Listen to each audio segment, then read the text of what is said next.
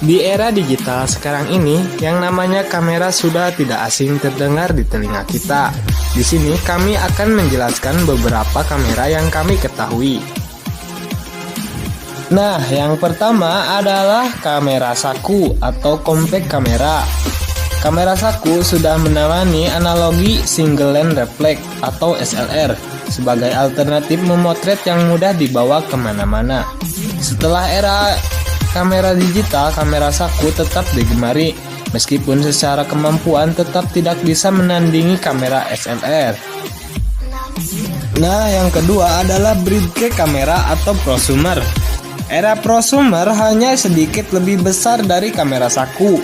Jenis kamera digital yang satu ini punya kemampuan yang lebih baik dibandingkan kamera saku. Berdasarkan yang paling mudah terlihat adalah mode manual dan auto yang sudah terdapat pada kamera prosumer.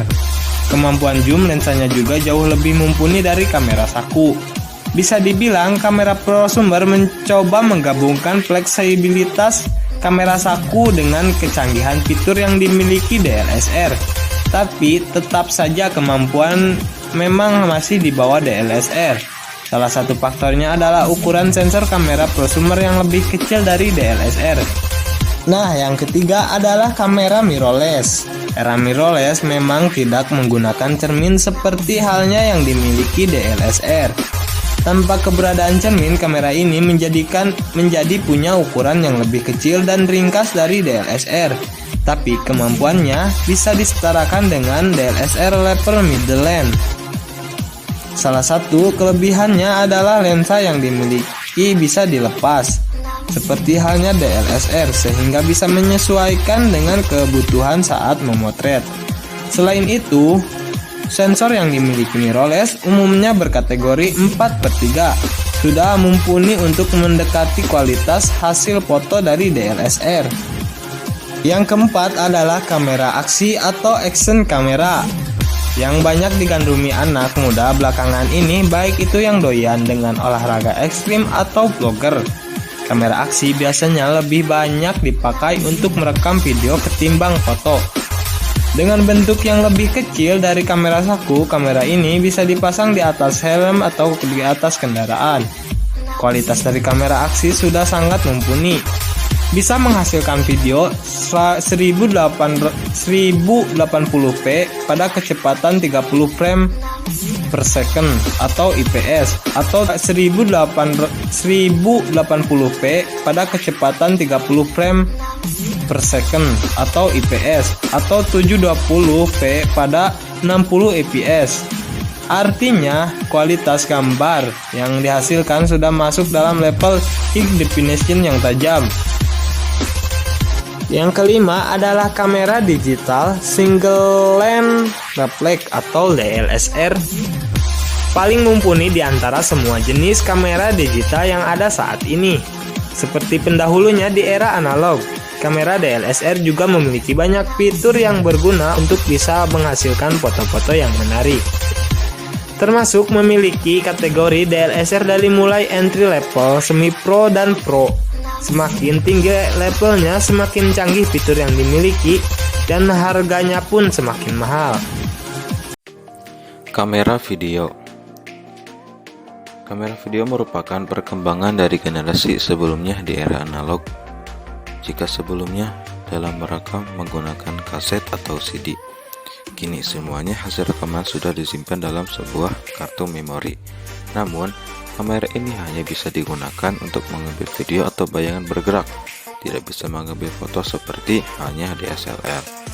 Keberadaan kamera video digital ini sangat membantu para kontributor televisi ketika akan mengirimkan data hasil liputan, karena bisa langsung diedit di komputer dan hasilnya dikirim ke kantor melalui internet, termasuk juga mempermudah kerja para filmmaker. Selanjutnya, kamera medium format. Kamera medium format biasanya digunakan untuk kepentingan komersial dari sebuah produk karena mampu menghasilkan gambar yang sangat detail. Dengan kelebihan yang dimilikinya, tidak sembarang orang bisa memiliki kamera jenis ini, maklum harganya masih sangat mahal. Setara dengan kamera DSLR Pro yang body only saja bisa lebih dari angka 50 juta rupiah. Jika Anda seorang fotografer profesional, boleh saja menginvestasikan dana dengan membeli sebuah medium format selama bisa menghasilkan uang kembali. Selanjutnya ada Beautyku kamera. Beautyku kamera tidak lebih besar dari sebuah kamera saku. Jika ditelaah lebih dalam, ternyata tidak salah jika jenis kamera digital ini embel-embel kata butik di depannya. Meski bentuknya ringkas, kamera butik punya sensor full frame yang bahkan melebihi kemampuan DSLR. Kekurangan dari kamera ini adalah dalam segi harga yang mahal. Sebuah kamera butik seperti Leica M9 bekas saja dijual dengan harga tak kurang dari 35 juta rupiah.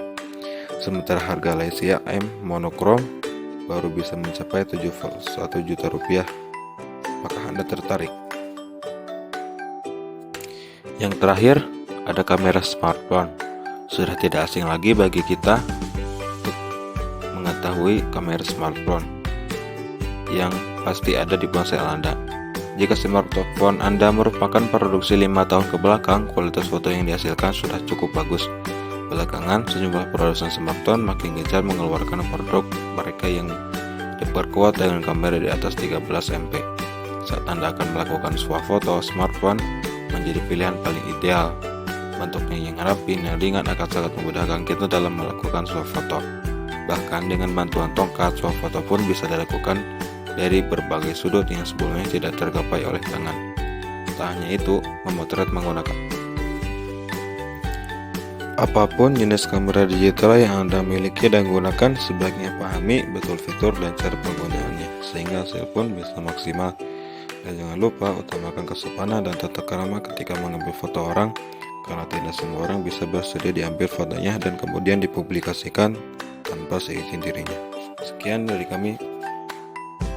Wassalamualaikum warahmatullahi wabarakatuh.